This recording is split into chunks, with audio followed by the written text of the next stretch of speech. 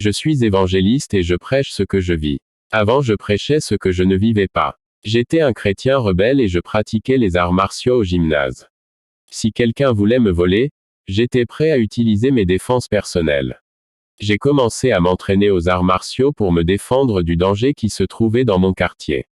Au fil des années, j'ai commencé à m'entraîner parce que j'éprouvais du plaisir à combattre.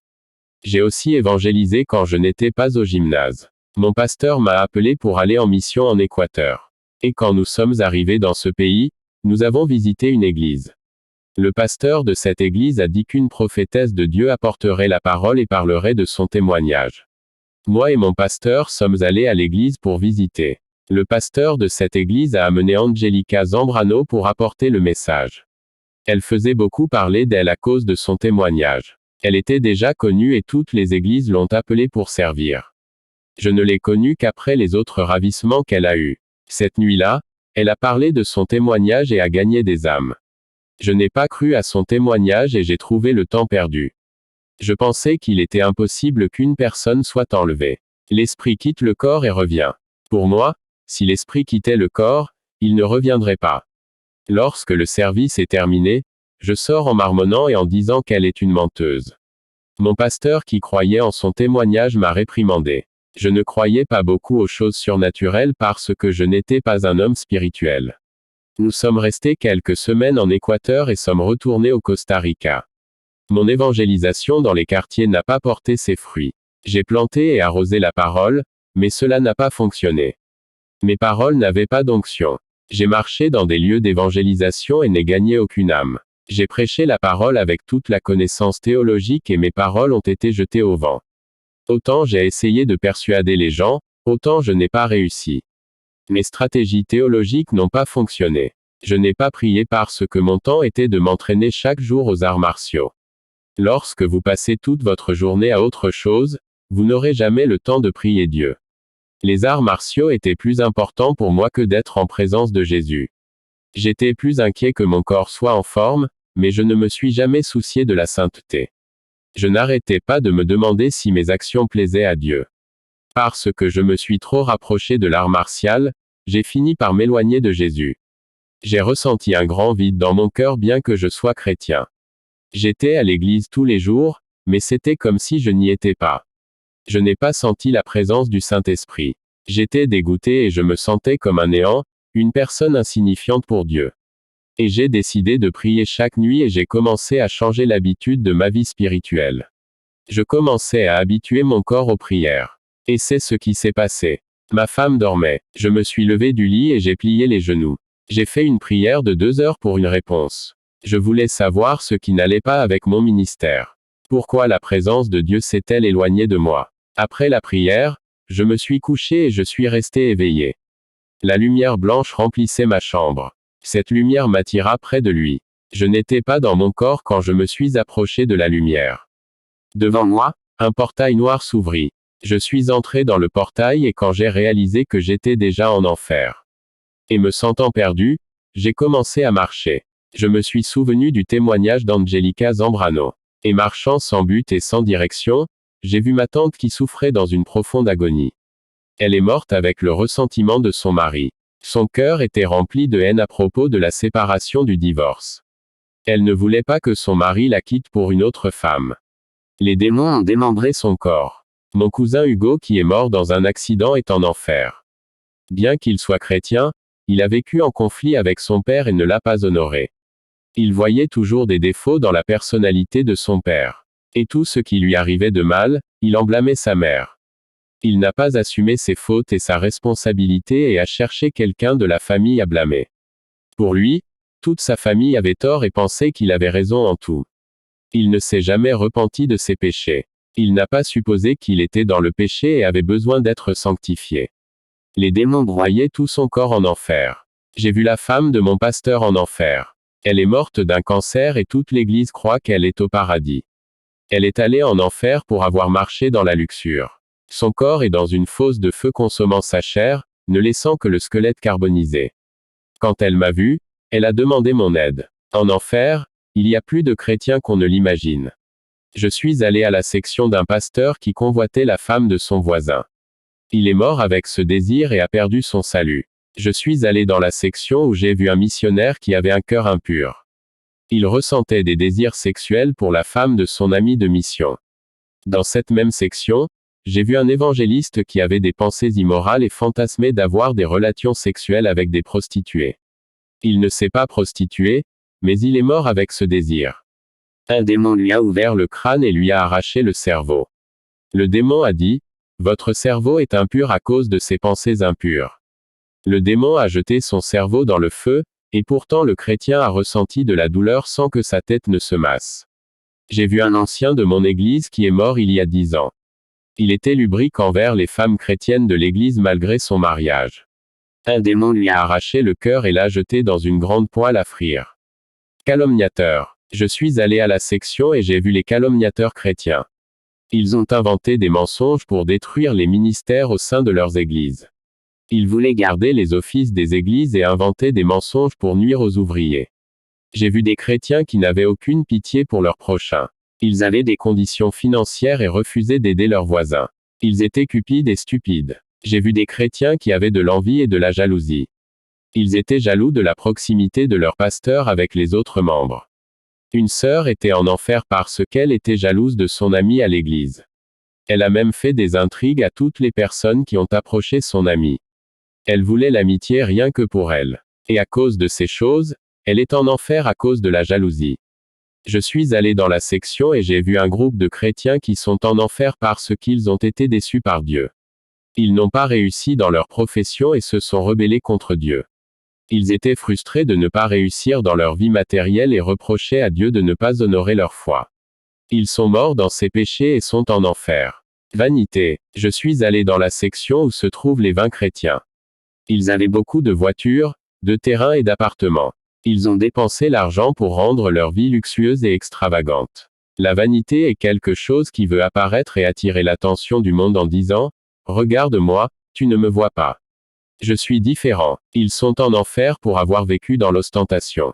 Pornographie. Je suis allé à la section des chrétiens accros aux films pornographiques. À ma grande surprise, j'ai vu le diacre Edgar, un vieil ami de mon père. Je pensais qu'il était de salut. Il est là pour ne pas pouvoir se débarrasser des films pornographiques. Il avait sa femme, mais il ne pouvait pas réaliser son désir avec elle. Il ne ressentait du plaisir que lorsqu'il regardait un film. La femme n'avait aucune utilité dans l'acte sexuel et a subi une trahison. Son mari l'a trahi en pensant aux actrices pornographiques. J'ai vu un autre chrétien qui est en enfer pour avoir regardé des films pornographiques et a fait de sa femme une prostituée, imitant toutes les scènes qui se sont passées dans les films. J'ai vu un nom écrit sur la plaque disant « Lieu de l'immoral ». Je suis allé à la section des impurs. Il y a des hommes et des femmes qui ont des relations sexuelles avec des animaux.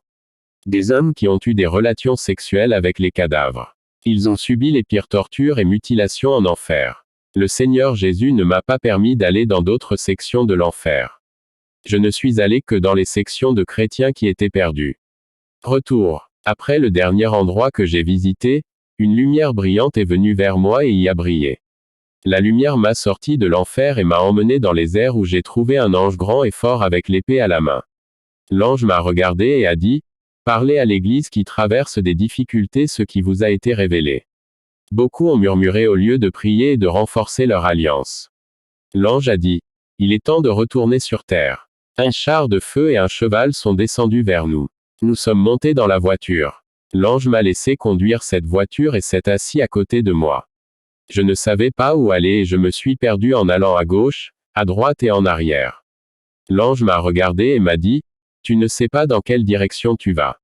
Ainsi va ta vie spirituelle. Lâche les rênes, tu n'as pas à conduire la voiture, elle sait où elle va. » J'ai lâché les rênes et la voiture a pris la direction opposée à celle où j'allais. L'ange dit, « Jusqu'à présent, tu as mené ton ministère par la force de ton bras. Tu as annulé Jésus de ce travail. Regarde cette voiture et vois que tu n'as pas à la conduire. Il est temps de laisser le Saint-Esprit prendre la direction de ta vie et dirige ton ministère. » L'ange a dit, « Vous avez marché dans des endroits invisibles et planté dans des terres infertiles. Faites une solution aujourd'hui dans votre vie, arrêtez de pratiquer les arts martiaux de l'enfer. Jésus est votre défense, vous n'avez pas besoin de vous battre pour vous protéger. Les arts martiaux servirent à frapper l'image de Dieu qui est votre prochain. Jésus était contre la violence de Pierre quand il a coupé l'oreille du soldat. Et il a été emmené au sacrifice de la croix, lapidé, fouetté et giflé. Et pourtant il n'a pas levé les mains contre ses bourreaux. Rappelez-vous ce qu'il est dit dans Luc chapitre 6 verset 29, « À celui qui frappe votre joue, offrez-lui l'autre. » Les apôtres n'ont pas non plus utilisé la force physique et ont été amenés à l'abattoir comme des moutons. Leurs armes étaient la sainte parole qui sortait de leur bouche. Police armée, dit au missionnaire Murillo qu'il a un fusil caché dans sa maison, personne ne le sait, mais Jésus le sait. Il n'en a pas besoin, le Saint-Esprit est sa défense. Le Seigneur Jésus ne veut de ses serviteurs ni dans la police ni dans l'armée. Car leurs vies sont en danger et s'ils tuent pour se défendre, ils ont déjà pratiqué le meurtre même en sachant ce que la parole condamne. Il y a des professions qui ne sont pas réservées aux serviteurs de Dieu. Les professions qui mentent, trompent et commettent le péché ne viennent pas de Dieu. Le char est descendu chez moi et l'ange a ordonné à mon esprit de retourner dans le corps. Communisme antichrist. Et je suis allé évangéliser dans la ville de La Havane, Cuba. Je ne savais pas dans quel danger je courais. Le régime de ce pays n'est pas aussi libéral que celui d'autres pays d'Amérique latine. Je prêchais sur la place et j'ai été surpris par un groupe d'hommes. Ce n'étaient pas des policiers, mais ils travaillaient pour le gouvernement. Ils m'ont emmené dans une maison de ville isolée. Je suis resté dans une pièce enchaîné dans la chaise et avec un bâillon dans la bouche. Ils ont ramassé des fils électriques et ont allumé le courant et m'ont choqué. J'ai reçu un choc électrique au point de tomber au sol. Les tortionnaires ont mis une serviette sur mon visage et m'ont fermé les narines. Et avec un tuyau d'arrosage m'a fait avaler cette eau jusqu'à ce que je m'étouffe. J'étais dans une petite cellule de petite taille.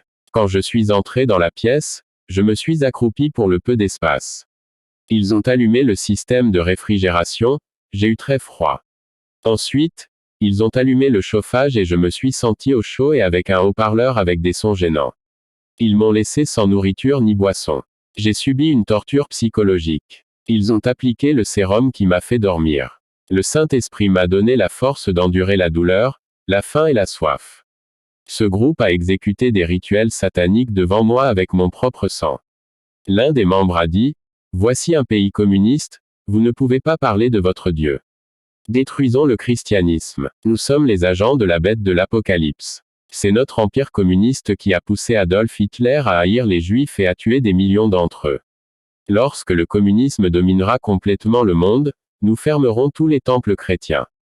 Nous sommes la femme écarlate de l'Apocalypse, nous avons tué plus de chrétiens dans l'histoire que l'Église catholique.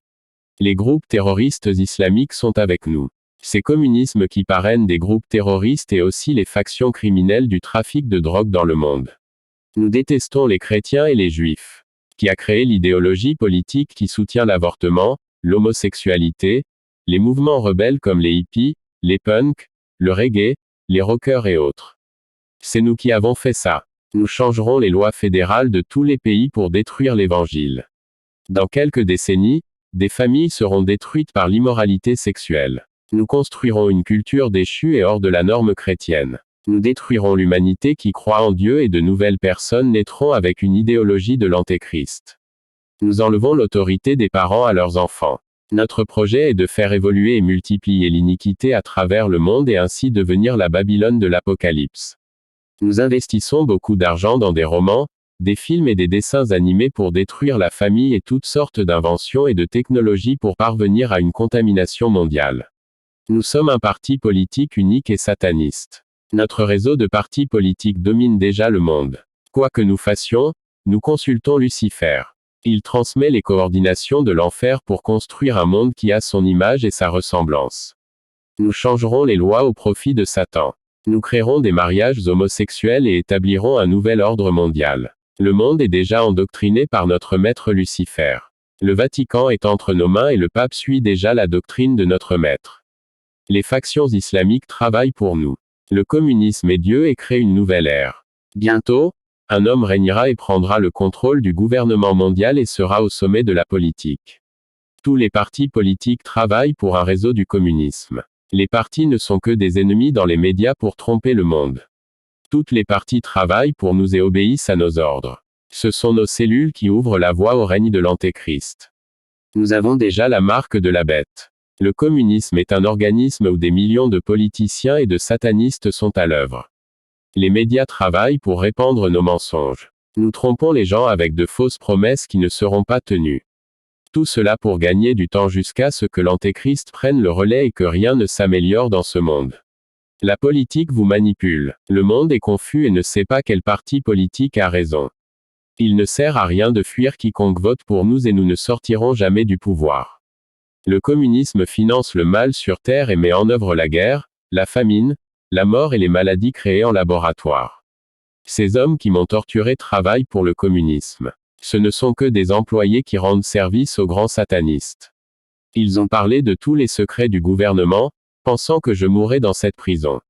Au crépuscule, ils m'ont laissé dans la salle de torture tout coupé. Je n'avais plus aucun espoir de vivre. Ils me tuaient petit à petit. Ces satanistes ressemblaient aux démons de l'enfer qui torturaient les âmes. J'ai vu comment les démons les possédaient pour me torturer. L'idée de fabriquer des contraceptifs pour tuer les bébés et détruire la famille est venue des partisans du communisme. J'ai été pris en enfer, mais Dieu ne m'a pas laissé être torturé. Maintenant, j'étais torturé par les partisans des démons. Dans cette pièce froide et humide, un démon m'est apparu et m'a dit, « Comment te sens-tu d'être dans un morceau d'enfer ?» Et il a ri. Cette pièce ressemblait à une partie de l'enfer sur terre. Mais l'ange du Seigneur m'est apparu la même nuit, le même ange que j'ai vu dans mon ravissement. Il m'a aidé quoi faire sur terre. L'onction de l'ange fit tomber les chaînes et le cadenas au sol et déverrouilla la porte de la prison. Je ne pouvais pas m'échapper parce que j'étais faible à cause de la perte de sang et du manque de nourriture. Je suis tombé au sol et je n'avais plus le pouvoir de me relever. L'endroit était loin de la ville, je n'avais pas la force d'y aller à pied et pas d'argent pour aller en bus. Ils m'ont sauvé la vie parce que j'allais être utilisé comme laboratoire d'expérimentation génétique. J'étais la souris d'expérience pour des projets diaboliques. L'ange me souleva de terre et me prit dans mes bras. Je me suis évanoui et je me suis réveillé à la maison allongé dans mon lit. Je crois que j'ai été traduit rapidement où l'ange avec sa vitesse d'éclair m'a amené de Cuba dans mon pays. Je n'ai même pas pu m'y rendre en avion. L'ange m'a dit de ne pas planter de graines dans des terres infertiles. Cet endroit a refusé l'évangile, je n'ai pas pu gagner d'âme. L'ange m'a demandé de marcher dans la direction de Dieu. Après cette souffrance, j'ai décidé d'obéir et d'aller aux endroits que Jésus m'avait ordonnés. Ma femme m'a emmené à l'hôpital et j'ai été hospitalisé à cause d'infections à la lame. Le communisme est à 100% des antéchrists et déteste Dieu. C'est un empire qui agit comme une bête qui détruit et dévore les hommes. Les musulmans radicaux qui travaillent pour cet empire sont les dents broyeuses de la bête communiste. La couleur rouge du communisme ressemble à l'Empire romain. Le communisme peut être le nouvel empire romain qui se lèvera pour persécuter l'Église et les Juifs. L'idéologie de l'unification du monde consiste à s'attendre à ce que le dirigeant du monde fasse partie de leur projet. J'ai vu leur plan et maintenant je suis sûr que le communisme réunira toutes les politiques en une seule. Que la paix du Seigneur Jésus nous éclaire tous. Amen.